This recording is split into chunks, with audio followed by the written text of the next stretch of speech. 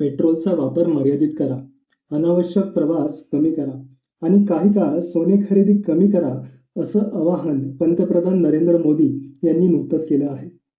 पण मोदींनी असं आवाहन का केलं?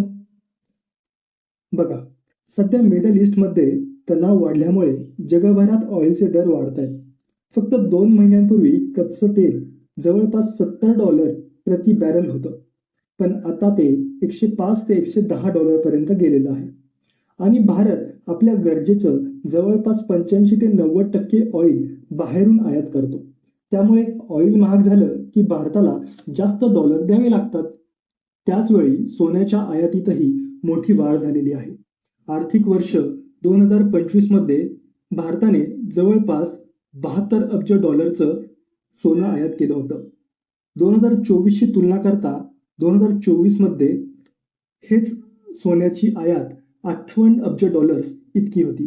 म्हणजे यातही आपल्याला बरीच वाढ झालेली पाहायला मिळत आहे. त्यामुळे ऑइल आणि सोने या दोन्ही गोष्टींमुळे देशातून खूप मोठ्या प्रमाणात डॉलर बाहेर जात आहेत.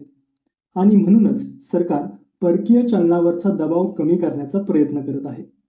पण महत्त्वाची गोष्ट म्हणजे भारतात असं आवाहन पहिल्यांदाच होत नाहीये. 1965 मध्ये युद्ध आणि अन्न टंचाईच्या काळात पंतप्रधान लाल बहादूर शास्त्री यांनी लोकांना आठवड्यातून एक वेळ उपवास करण्यासाठी सांगितलं होतं.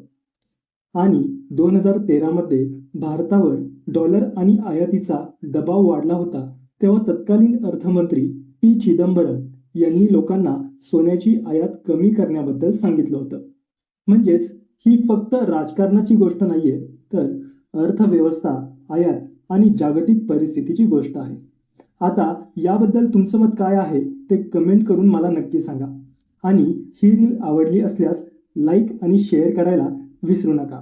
अशाच महत्त्वाच्या गोष्टींबद्दल जाणून घेण्यासाठी हे पेज नक्की फॉलो करा. धन्यवाद.